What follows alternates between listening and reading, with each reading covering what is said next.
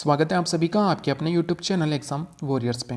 तो आज के वीडियो में हम बात करने वाले हैं, तो जैसा कि हमारा पहला वीडियो आया था, तो आज से 2 दिन पहले हमारा वीडियो आया था जिसमें मैंने आपको बताया था कि पटवार डॉक्यूमेंट वेरिफिकेशन में आपको दोनों सेट किस प्रकार बनाने हैं। उसमें मैंने आपको बहुत सारी चीज़ें बताई थी और बहुत सारे अभ्यर्थियों ने उस वीडियो को देखा था और उन्होंने कई क्वेश्चन पूछे थे और उन्हें ये वीडियो बहुत अच्छा भी लगा था क्योंकि इसमें आपको सारी जानकारी दी गई थी। तो आप पहले उस वीडियो को ज़रूर देखिएगा। जिन्होंने भी वो वीडियो नहीं देखा है, उसके बाद अगर आपके मन में कोई क्वेश्चन हो तो वो आपको कमेंट सेक्शन में पूछना है और उसके आंसर में आज का वीडियो होने वाला है। तो वे सभी विद्यार्थी जो अपने डॉक्यूमेंट वेरिफिकेशन के लिए यानी कि कल से लेकर अंतिम दिन तक जिनका भी डॉक्यूमेंट वेरिफिकेशन है और उनको डॉक्यूमेंट वेरिफिकेशन में कोई भी कन्फ्यूज़न है, तो उनके लिए बहुत ही इंपॉर्टेंट वीडियो होने वाला है। तो आपको ये वीडियो ध्यान से देखना है। इस वीडियो में मैं आपको सारी जानकारी दूंगा कि आपको डॉक्यूमेंट कैसे जमाने हैं, इसमें जो मेन सेट है और सेकंड जो सेट है वो किस प्रकार से बनेगा। तो आज के वीडियो में पिछले वाले वीडियो के भी सारे आंसर होंगे, तो वे सभी विद्यार्थी इस वीडियो को ज़रूर देखिएगा। तो आज के वीडियो में सबसे पहले आपको ये बताऊंगा कि मेन सेट और सेकंड सेट कैसे तैयार करना है। मेन सेट में कौन कौन से डॉक्यूमेंट ओरिजिनल लगेंगे, क्योंकि यहाँ पर कुछ डॉक्यूमेंट आपके ओरिजिनल भी लगने वाले हैं। तो सबसे पहले वो चीज़ आ जाती है कि जो डॉक्यूमेंट हम बार बार बनवा सकते हैं वो तो यहाँ पर ओरिजिनल लगेंगे, और जो डॉक्यूमेंट हमें एक बार ही मिलते हैं, चाहे वो 10वीं की मार्कशीट हो, 12वीं की, जो कि खो जाने के बाद ही हम बना सकते हैं, तो वो डॉक्यूमेंट जो है आपके फोटोकॉपी वाले लगेंगे। फिर भी मैं आपको एक एक चीज़ बताऊंगा, तो आपको वीडियो ध्यान से देखना है। सबसे पहले तो आपको क्या करना है, सभी विद्यार्थी अपने एप्लीकेशन फॉर्म में चेक करें कि उन्होंने जो जो डॉक्यूमेंट शो किए हैं उन्हें वही दिखाने हैं। अगर आपकी जो है मैरिज हो गया है तो आपको अभी मैरिज सर्टिफिकेट बनाने की ज़रूरत नहीं है, क्योंकि आपने वहाँ पर शो किया था कि आप अनमेरिड हैं, तो आप अनमेरिड ही रहेंगे। ठीक है दोस्तों, अगर आपने मैरिज सर्टिफिकेट बनवा लिया है अभी तक तो आप उसमें शो कीजिएगा, नहीं तो आपको शो करने की ज़रूरत नहीं है।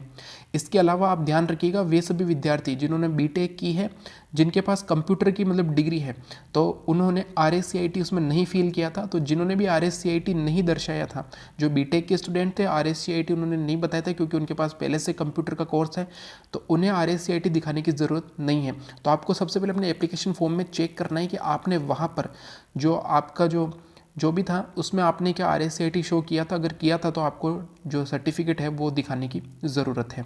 अब हम बात कर लेते हैं कि मैंने आपको बताया था 2 सेट बनेंगे। इसमें जो सेट 1 होगा उसको हमने नाम दिया है मेन सेट, ये मेन सेट होगा, और जो दूसरा सेट होगा वो इसकी फ़ोटोकॉपी होगी। तो मेन सेट वो होगा जिस पर पोस्टल ऑर्डर लगा होगा, यानी कि आपने जो पोस्ट ऑफिस से पोस्टल ऑर्डर लिया है, वो जिस सेट पर आपने जो है उसे चिपकाया है वो आपका मेन सेट कहलाएगा। अब सबसे पहले आपको मेन सेट तैयार करना था। इसमें आपको विस्तृत आवेदन सबसे ऊपर लगाना है। तो विस्तृत आवेदन मेन सेट पर भी लगेगा और जो सेकंड सेट है उस पर लगेगा, दोनों पर जो आपने भरा है वो लगेगा। तो विस्तृत आवेदन तो आपने 2 निकाले हैं, दोनों ही भरे हैं, तो दोनों एक एक लग जाएंगे। इसके बाद जो भी मैं आपको बताऊंगा वो सेकंड सेट पर उसकी फ़ोटोकॉपी लगेगी। यहाँ पर आपको परीक्षा पत्र लगाना है जिसे लेकर आप एग्ज़ाम देने गए थे। उसके बाद आपका एप्लीकेशन फॉर्म लगाना है। एप्लीकेशन फॉर्म के बाद आपकी 10वीं की फ़ोटोकॉपी लगेगी दोनों सेट में, मेन सेट में और सेकंड सेट में फ़ोटोकॉपी लगेगी। 12वीं की जो मार्कशीट है इसकी भी फ़ोटोकॉपी लगेगी दोनों में। ठीक है दोस्तों, और अगर आपका इनका जो सर्टिफिकेट खो गया है, ठीक है दोस्तों, क्योंकि पहले क्या होता था, 2012 से पहले 10वीं और 12वीं का एक सर्टिफिकेट भी आता था, उसके बाद तो दोनों जो है वो एक में ही आने लग गए थे। तो जिनके भी 10वीं और 12वीं का सर्टिफिकेट अलग था, अगर उनका वो खो गया है तो कोई दिक्कत नहीं है, और जिनके पास अभी भी टाइम है वो अभी भी इसको बनवा सकते हैं। इसके बाद अगर हम बात करें तो फाइनल अंक पत्र, जिसमें आपका कंसोलिडेटेड जो मार्कशीट होती है, जिसमें फर्स्ट ईयर, सेकेंड ईयर और थर्ड ईयर तीनों के जो अंक दिए गए होते हैं, उसकी आपको दोनों में ही फ़ोटोकॉपी लगानी है, मेन सेट में और सेकंड सेट में भी। डिग्री की आपको दोनों में फ़ोटोकॉपी लगेगी। इसके अलावा जितनी भी आपकी ग्रेजुएशन की मार्कशीट है सबकी आपकी फ़ोटोकॉपी लगेगी दोनों सेट में। इसके बाद अगर हम बात करें तो मूल निवास, देखिए मूल निवास एक बार ही बनता है। ठीक है दोस्तों, मूल निवास जो है वो एक ही बार बनता है, तो आपको नया बनाने या पुराना बनाने की ज़रूरत नहीं है। जो भी है, जितने भी, अगर आपका 7 साल पुराना है, 8 साल पुराना है या 10 साल पुराना है, तो आपका मूल निवास जो है वो फ़ोटोकॉपी लगेगी दोनों सेट में। अब बात है RSCIT की, तो RSCIT के बारे में मैंने आपको बताया कि सबसे ज़रूरी है, ये बहुत ही ज़्यादा इंपॉर्टेंट है। ठीक है दोस्तों, डॉक्यूमेंट वेरिफिकेशन में।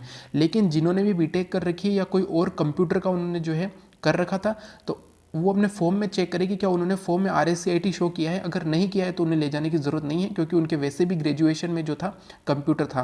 तो RSCIT फॉर्म में चेक करके लेके जाइए। अगर आपके पास जो है RSCIT अगर आपका नहीं हुआ है और आपका जो अभी एग्ज़ाम हो चुका है, तो उसमें आप लिख दीजिएगा कि ये मेरा रोल नंबर है, ये लर्नर कोड जो भी है, और अभी तक इसका रिज़ल्ट नहीं आया है, तो जैसे इसका रिजल्ट आ जाएगा वैसे ही मैं आपको पहुँचा मतलब वो दे दूंगा, तो एफिडेविट या शपथ पत्र जो इसका बन जाएगा।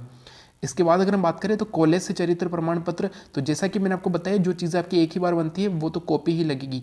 तो यहाँ पर दोनों सेट में कॉलेज से चरित्र प्रमाण पत्र एक ही बार बनता है, तो कॉलेज से चरित्र प्रमाण पत्र की यहाँ पर फोटोकॉपी लग जाएगी दोनों सेट में।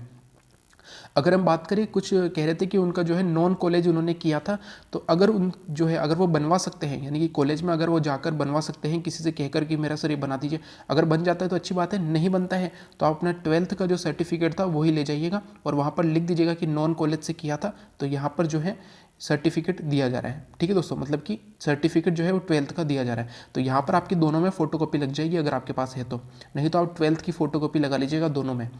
इसके बाद अगर हम बात करें तो 2 चरित्र प्रमाण पत्र, यहाँ पर हम मेन सेट की बात कर रहे हैं, तो मेन सेट में जो दोनों चरित्र प्रमाण पत्र आपने साइन करवाए थे 2 अलग अलग ऑफिसर से, वो मेन सेट में तो ओरिजिनल लगेंगे और जो सेकंड सेट होगा उसमें इन दोनों की फोटोकॉपी लग जाएगी। इसके बाद बात करें तो पहचान पत्र में आपका आधार कार्ड, वोटर ID कार्ड जो भी है आपके पास, उसकी दोनों में फोटोकॉपी लगेगी। इसके बाद अगर बात करें तो वो चीज़ें जो यहाँ पर ओरिजिनल भी लगने वाली हैं मेन सेट में, वो है आय प्रमाण पत्र। आपका जो आय प्रमाण पत्र है वो आपको मेन सेट में ओरिजिनल लगाना है, जो 4 पेज वाला बनता है वो लगवाना है। उसमें साफ लिखा गया था कि 1 पेज वाला नहीं चलेगा, आपको जो 4 पेज वाला आय प्रमाण पत्र बनता है वो लगाना है। तो आय प्रमाण पत्र आपका जो है ओरिजिनल लगेगा मेन सेट में, और जो सेकेंड सेट होगा उसमें इन चारों पेज की फोटोकॉपी लग जाएगी।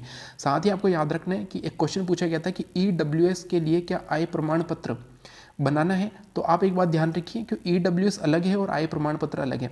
EWS को आय प्रमाण पत्र कहा जाता है लेकिन ऐसा नहीं है, क्योंकि EWS आपको किस आधार पर बनता है कि अगर आपकी इनकम 8 लाख से कम हो, 8 लाख से आपकी इनकम कम हो, आपकी जो फैमिली के पास ज़मीन हो वो 5 एकड़ से कम हो, या आप जिस घर में आप रहते हैं वो 1000 स्क्वायर फीट से कम स्थान पर बना हो, तो आप EWS कैटेगरी में आते हैं। लेकिन जो आय प्रमाण पत्र किनको देना है, जिनकी इनकम 2.5 लाख से कम है, यानी कि अगर आपके पास EWS बना हुआ भी है फिर भी आपको जो है आपका आय प्रमाण पत्र ज़रूर बनाना है, क्योंकि EWS बनता है 8 लाख से कम वालों के लिए, और 2.5 लाख से जो कम है उन्हें आय प्रमाण पत्र देना जरूरी है। यानी कि अगर आपने आय जो उसमें आपने 2.5 लाख से कम अगर शो किया है तो आपको आय प्रमाण पत्र देना है। अगर आपने EWS ही भरा है तो उसमें आपको आय प्रमाण पत्र देने की जरूरत नहीं है। एक बात ध्यान रखिए, जिन्होंने भी फॉर्म भरते समय वहाँ पे लिखा गया है क्या आप जो इनकम है वो 2.5 लाख से कम है, आपने उसमें यस लिखा था और इसके बाद आपका जो फीस कटी थी वो 250 रुपये ही कटी थी, तो आपको जो है ये आय प्रमाण पत्र लगाना है। और जो मेन सेट है उसमें आय प्रमाण पत्र ओरिजिनल लगेगा, और जो सेकेंड सेट है उसमें फोटोकॉपी लगेगी, वो मैंने आपको सारा इसमें बता दिया है। ये जो हम बात कर रहे हैं ये मेन सेट की कर रहे हैं, उनके आगे मैंने आपको लिख दिया 2 चरित्र प्रमाण पत्र ओरिजिनल लगेंगे, जिनके आगे कुछ भी नहीं लिखा है वहाँ पर आपको फोटोकॉपी लगानी है। मेन सेट में आय प्रमाण पत्र ओरिजिनल लगेगा और जो इसका सेकेंड सेट है उसमें इसकी फोटोकॉपी लग जाएगी। एफिडेविट जो है जितने भी आप बनवाएंगे वो मेन सेट में आपको ओरिजिनल लगाने हैं, और जो सेकंड सेट है उसमें आपको फोटोकॉपी लगानी है। और जैसा कि आप जानते हैं कि आय प्रमाण पत्र बनाना मुश्किल नहीं है, एक दिन में आय प्रमाण पत्र बन जाता है। आपको फॉर्म लाना पड़ता है, उसमें फोटो चिपकाइए, उसमें सारी डिटेल भर दीजिए, 2 गवाह के साइन करवा दीजिए जो भी आपके आसपास रहते हैं, जो उसमें लिख देंगे कि हाँ इनके पास जो है सैलरी इनकी 2.5 लाख से कम है ऐसा, और अंत में उसकी जो आप नोटरी करवा देते हैं तो एक दिन में ये जो बन जाता है। तो इसमें आपको टेंशन लेने की जरूरत नहीं है, क्योंकि बहुत सारे बच्चों ने ये कमेंट किया था सर आय प्रमाण पत्र नहीं है बना हुआ क्या करें। तो जिनका भी जो है डॉक्यूमेंट वेरिफिकेशन 2 से 3 दिन बाद है, यानी कि कल को छोड़ के परसों भी है, तो वो कल के दिन में आराम से जो अपना आय प्रमाण पत्र बनवा सकते हैं, ये बहुत आसानी से बन जाता है। अगर बात करें एफिडेविट सारे यहाँ पर जो है ओरिजिनल लगेंगे और सेकंड सेट में इसकी फोटोकॉपी लग जाएगी।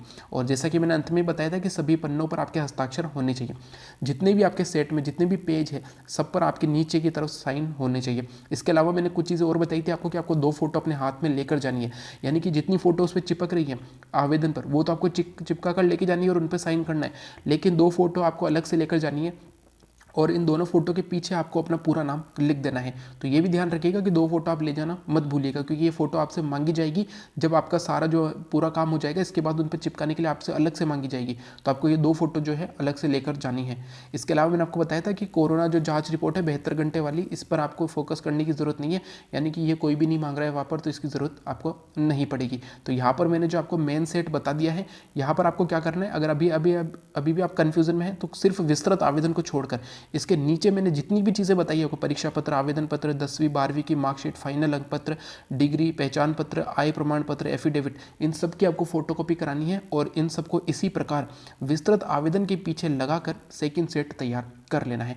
और मैंने आपको ये भी बताया था कि पोस्टल ऑर्डर जो है वो मेन सेट पर लगेगा, और जो सेकंड सेट है उसमें तो जहाँ पर नंबर मांगे गए हैं कि पोस्टल ऑर्डर का नंबर क्या है, तो वहाँ पर आप पोस्टल ऑर्डर लगा सकते हैं। तो यहाँ पर मैंने आपको सारी चीज़ें बता दी है कि आय प्रमाण पत्र उनको चाहिए जिन्होंने 2.5 लाख से कम शो किया है, चाहे वो EWS में आते हो चाहे जनरल में किसी में भी आते हो। अगर आपने 2.5 लाख से कम शो किया है तो आपको आय प्रमाण पत्र बनवाना ही पड़ेगा, अगर आप EWS में आते हैं तो भी। अगर ऐसा है कि आय प्रमाण पत्र नहीं बन पा रहा है तो आपको एफिडेविट बनवा देना है कि सर मेरे 2.5 लाख से कम है और अभी आय प्रमाण पत्र खो गया है या जो भी है, और मैं जो है अंतिम तिथि जो भी एफिडेविट बनवाई है उस पर लिख दीजिए कि मैं अंतिम तिथि से पहले, यानी कि जो 31 मार्च है उससे पहले आप तक पहुंचा दूंगा या जो है फिर आपके सामने पेश कर दूंगा। ऐसा आपको एफिडेविट बनवा देना है। तो ये था हमारा वीडियो। तो जिन भी स्टूडेंट को डॉक्यूमेंट वेरिफिकेशन में कन्फ्यूजन हो रहा है वो इस वीडियो को ज़रूर देखिए, और इसे आपको पूरा देखना है, और जैसा मैंने आपको बताया उस प्रकार आपको 2 सेट बना लेने हैं। तो जिन्होंने भी क्वेश्चन पूछे थे उनके भी आई थिंक डाउट क्लियर हो गए होंगे। तो आज का वीडियो अच्छा लगे तो लाइक एंड शेयर ज़रूर करें। Thank you. जय हिंद, जय भारत।